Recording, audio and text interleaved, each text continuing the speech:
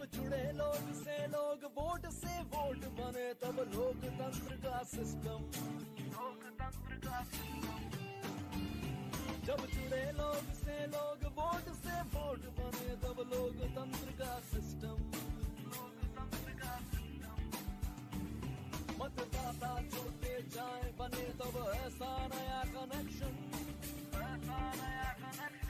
मतदाता जुड़ते जाए बने, तब ऐसा नया कनेक्शन। मतदाता जंक्शन, हैशटैग मतदाता जंक्शन। मतदाता जंक्शन, हैशटैग मतदाता जंक्शन। रामवदन, राम राम पुत्र, त्वं तु सेवायां हवलदार पदे असि। त्वया तु प्रैषमतपत्रद्वारा मतदानं कृतं स्यात्। पितृभ्य प्रणामाः। असंशयं कृतं गतलोकसभा निर्वाचनकाले अहं भारत म्यांमार सीम्नि नियुक्तः आसम्। मया तु तदा चिन्तितमासीत् यत् अहं मतदानकरणे असमर्थः भविष्यामि, परन्तु आश्चर्यं पश्यन्तु, एतन्मध्ये अहं मतदानं कर्तुमपि समर्थः अभवम्। एवम्? अरे, अस्मान् अपि ज्ञापयन्तु रामवदन, कथं प्रैषमतपत्रद्वारा मतदानं कृतम् इति। पितृभ्य, मया इलेक्ट्रोनिकली ट्रान्स्मिटेड पोस्टल बैलेट सिस्टम इति प्रविधिना मतपत्रं प्राप्तं।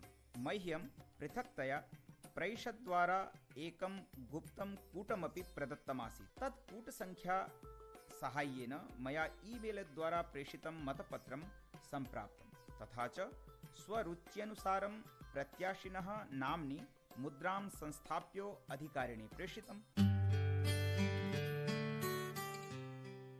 नमस्काराः, स्वागतं भवतां सर्वेषां मतदातृ सम्मिलनस्थली इति कार्यक्रमे।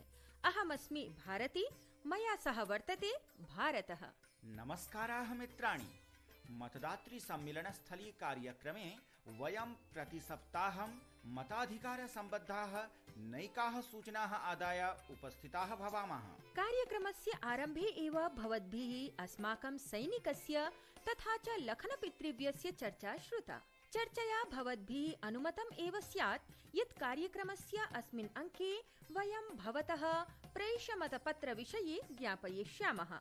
एतदतिरिच्य वयं भवद्भ्यः मतदानाधिकारसम्बद्धमेकं प्रश्नमपि दास्यामः।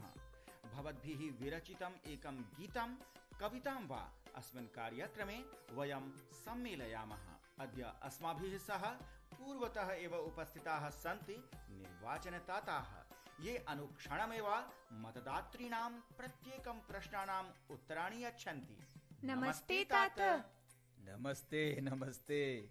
अधुना अस्माकं सहयोगिनी कल्पना अपि अस्माभिः सह वर्तते, यया भवन्तः पूर्वपरिचिताः। सर्वेभ्यो नमो नमः। का चर्चा चलति? नमस्ते कल्पने, आगच्छतु। अस्य विशेष प्रैषमतपत्रस्य विषये चर्चां कुर्मः, अवगच्छामः एतां पूर्णां प्रक्रियां। तात, एतस्य प्रैषमतस्य कः अर्थः? प्रैषद्वारा सम्प्रेषिताय मतदानपत्राय प्रैषमतपत्रम् इति कथ्यते किम्? किं वयम् अपि एवं मतदानं च कर्तुं शक्नुमः? केवलम् एतावती लघ्वी वार्ता भवते स्यात् तात। अस्मभ्यं तु महती वार्ता इयं। शीघ्रं ज्ञापयतु, शीघ्रं। पुत्री भारती, ज्ञापयामि, शृणु तावत्। एवं तु भवती जानाति यत् अस्माकं परिवेशे एतावन्तः नैके जनाः भवन्ति ये मतदानं कर्तुं स्वनगरं ग्रामं वा गन्तुम् अक्षमाः भवन्ति। यथा अस्माकं सैनिकाः, निर्वाचनेषु लग्नाः कर्मचारिणः, देशात् बहिः कार्यं कुर्वन्तः सर्वकारीय अधिकारिणः, तथा च तेषां तासां वा सहधर्मिणः। इमे सर्वे तत्र गत्वा मतदानं कर्तुम् अक्षमाः भवन्ति। यत्र निर्वाचनसूच्याम् एतेषां नामानि भवन्ति, एतत् निध्याय एव निर्वाचनायोगपक्षतः एतेभ्यः निर्वाचनेषु प्रैषमतपत्रद्वारा निर्वाचनस्य व्यवस्था कार्यते। साधु तात, परं किं वयोवृद्धेभ्यः, दिव्यांगजनेभ्यश्च अपि अस्ति अत्र कापि व्यवस्था? आम् भारत, 80 वर्षेभ्यः ये अधिकाः वयोवृद्धाः भवन्ति अथवा ये च दिव्यांगाः भवन्ति, ते अपि अस्यामेव श्रेण्याम् आगच्छन्ति। तथा च एतादृशाः मतदातारः अनुपस्थित श्रेण्याः मतदातारः कथ्यन्ते। उत्तमम्। अस्यार्थः एकः अपि मतदाता मतदानात् वञ्चितः मा भूयात् एतस्यापि ध्यानं क्रियते वा? आम्, सत्यमुक्तं भवत्या। यतः एतद् अवगमनस्य विषयः यत् एकमपि मतं महत्त्वपूर्णम् अस्ति। प्रैषमतपत्रमपि तावदेव महत्त्वपूर्णं यावन् महत्त्वपूर्णं मतम्। परन्तु कथं ज्ञायते यत् मतपत्रम् आगतम् अस्ति तत् समीचीनम् अस्ति न वा? पुत्री, एतदर्थं मतपत्रे एकं QR कूटं भवति। गणनायाः प्राक् प्रत्येकं प्रैषमतपत्रस्य QR कूटस्य निरीक्षणं भवति यत् एतत् पत्रं निर्वाचनायोगपक्षतः प्रेषितमस्ति न वा। पुष्टेः अनन्तरमेव अस्य गणना मतेषु क्रियते। तात प्रैषमतपत्रस्य विषये अन्यदपि किमपि ज्ञापयतु। पुत्री, एतावत्तु मया ज्ञापितम्। अधिकं ज्ञापयिष्यन्ति देशस्य निर्वाचनायोगस्य वरिष्ठसचिवाः श्री NN बुटोलिया महोदयाः। जहां चाह वहां राह, इसी भावना से भारत निर्वाचन आयोग की हर संभव कोशिश है कि जब मतदाता पोलिंग बूथ तक पहुंचकर मतदान करने में असमर्थ हो तब पोलिंग बूथ मतदाता के पास स्वयं पहुंचकर उसका मत प्राप्त करने की सुविधा दे। ऐसा होता है पोस्टल बैलेट के माध्यम से वोट देकर। ये अधिकार चुनाव नियमावली 1961 के द्वारा दिया गया है।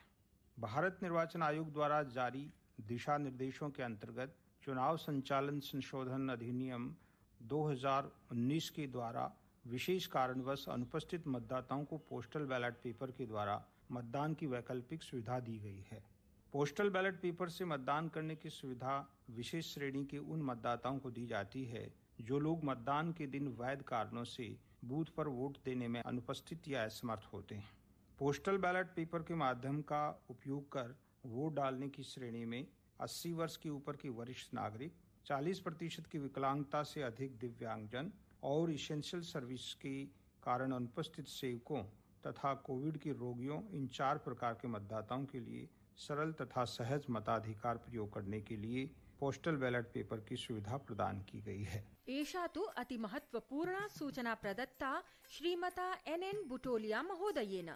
तात अधुना श्रोत्रीन् अपि ज्ञापयामः यत् प्रैषमतपत्रद्वारा मतदानं कथं क्रियते। भवती जानाति यत् मतदातृपत्रं कथं निर्मीयते? येषामपि नामानि निर्वाचनसूच्यामपि भवन्ति तदाधारेण निर्वाचनक्षेत्रे प्रैषमतपत्र मतदातॄणां संख्यायाः निश्चयीकरणं क्रियते।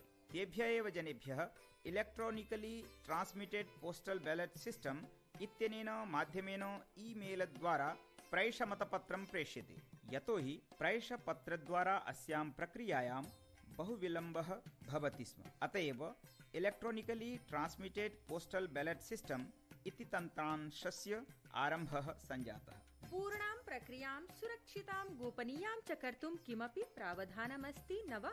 आम्, असंशयमस्ति यत् पत्रम् ईमेल माध्यमेन प्रेष्यते तस्य उद्घाटनं प्रदत्त गुप्त कूटेन एव भवति। एतदनन्तरं मतदाता स्वेच्छया मतं प्रदाय ई माध्यमेन अथवा प्रैषपत्र माध्यमेन निर्वाचनाधिकारिणे प्रत्यावर्तते। यस्य क्षेत्रस्य अन्तर्गतं तस्य नाम मतदातृसूच्यां भवति तदन्तर्गतमेव तस्य मतस्य गणना क्रियते। आम्, कार्यक्रमारम्भे लखनपितृव्यः रामवदनश्च एतद् विषयम् एव चर्चयन्तः स्म। परन्तु तात येषु क्षेत्रेषु ईमेल माध्यमेन प्रैषमतपत्रं प्रेषितुं न शक्यते तत्र किम्? तत्र प्रैषमतपत्रं प्रैषमाध्यमेन प्रेष्यते। अहो पितृव्य, एवमपि ज्ञापयन्तु यत् प्रैषमतपत्राय कथम् आवेदनं क्रियते? साधु पृष्टं त्वया वत्स भारत। भारत सर्वकारेण निर्वाचनायोगस्य अनुशंसाधारेण निर्वाचन संचालन नियमेषु संशोधनानि विधाय अनुपस्थित मतदाता इति अवधारणान्तर्गतं प्रैषमतपत्र सम्बद्धाः दिङ्निर्देशाः प्रदत्ताः सन्ति। अर्थात् किम्? अर्थात् अनुपस्थित मतदाता स्वसम्बद्धानि सर्वाणि विवरणानि स्वक्षेत्रस्य कुटीरस्तरीय अधिकारिणे मतदातृ क्षेत्राधिकारिणे वा फॉर्म 12G इत्यस्मिन् प्रपूर्य यच्छति। एतत् आवेदनपत्रं 12D अपि तस्मादेव अधिकारिणः प्राप्यते। एतेन समम् एकं प्रमाणपत्रमपि पुष्टिकरणाय योज्यते।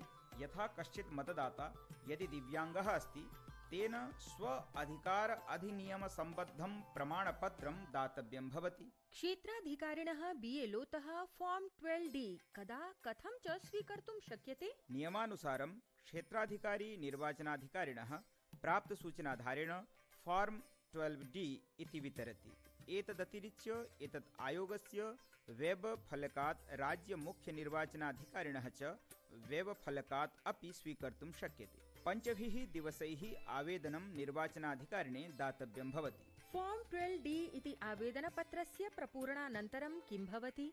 फॉर्म 12D इत्यस्य स्वीकृतेः पश्चात् अस्य सूचना मान्यता प्राप्त राजनैतिकदलेभ्यः दीयते। अर्थात् सर्वः अयं क्रमः पारदर्शिरीत्या परिपाल्यते। तात कोरोना रोगिभ्यः काश्चित् च्युतयः प्रदत्ताः सन्ति वा? आम्, प्रदत्ताः सन्ति। कोरोना संक्रमितजनेन चिकित्सालयात् स्वास्थ्यप्रमाणपत्रं निर्माय निर्वाचनाधिकारिणे दातव्यं भवति। अपि च तात प्रैषमतपत्रगणनायाः कः विधिः भवति? यदा कस्यचित् निर्वाचने मतगणना प्रारभते तदा सर्वप्रथमं प्रैषमतपत्राणां गणना क्रियते। तथा च एतदनन्तरं EVM मध्ये स्थितानां मतानां गणना क्रियते। तात भवता अस्मभ्यं प्रैषमतपत्रस्य विषये महत्वपूर्णं ज्ञानं प्रदत्तं। धन्यवादाः।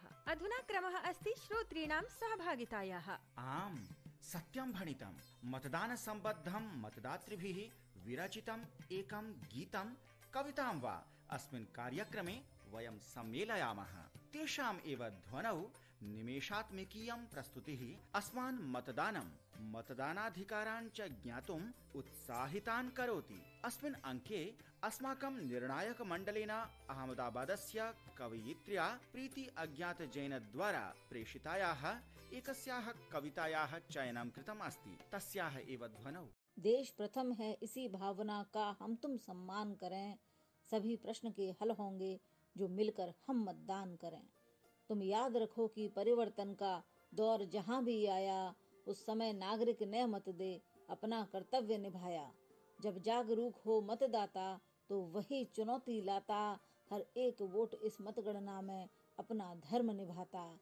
अपने सपनों के भारत का निर्माण अगर करना है तो लोकतंत्र का ध्वज फहरा मतदान तुम्हें करना है। तो लोकतंत्र का ध्वज फहरा मतदान तुम्हें करना है। धन्यवाद। श्रोतारः, भवन्तः अपि स्वकविताः गीतानि वा अस्मभ्यं WhatsApp माध्यमेन प्रेषयितुं शक्नुवन्ति। अस्माकं दूरभाषसङ्ख्याः सन्ति 9999031950 इति। अधुना वार्ता निर्वाचन प्रश्नस्य अपि च तदुत्तरस्य। गतसाप्ताहिकः प्रश्नः आसीत्, अधुनावधि कति राष्ट्रियदलानि भारत निर्वाचनायोगे पञ्जीकृतानि सन्ति? एतस्य समुचितम् उत्तरम् अस्ति 8 इति। आदेशात् अस्माभिः नैकानि उत्तराणि प्राप्तानि। भाग्यशाली विजेता अस्ति पूर्ण कामदेव सानेकुशी नालबारी असमतः विश्वजीत पटवारी। भारतीय निर्वाचनायोग सौजन्यात् भवतां पुरस्कारः भवतां पत्रसङ्केते प्रापयिष्यते। अधुना अद्यतनः प्रश्नः अस्ति, फॉर्म 12D इति आवेदनपत्रं कुतः प्राप्तुं शक्यते? प्रश्नम् एकवारं पुनः शृण्वन्तु। फॉर्म 12D इति आवेदनपत्रं कुतः प्राप्तुं शक्यते? सोमवासरं यावत् स्वोत्तरं WhatsApp माध्यमेन अस्मभ्यं प्रेषयन्तु। प्रियः श्रोतारः, अंकानि तु स्मर्यन्ते एव। पुनः वदामि 9999031950 शृण्वन्तु। अस्माकं लोकतन्त्रे प्रैषमतपत्रम् अत्यावश्यकम् अस्ति। अतः अस्य अधिकारस्य अवश्यं प्रयोगं कुर्वन्तु। प्रैषमतपत्रद्वारा प्रदत्तं मतमपि सामान्यमतमिव लोकतन्त्रं दृढीकरोति। भारती अधुना घटिकायाः टिक् टिक् ध्वनिः किञ्चित् सङ्केतयति। अग्रिमे सप्ताहे पुनः मेलिष्यामः अस्यां मतदातृ सम्मिलनस्थल्यां। तावत् पर्यन्तं भूरिशः धन्यवादाः। नमस्काराः। धन्यवादाः। मतदाता जुड़ते जाए, बने तब ऐसा नया कनेक्शन। मतदाता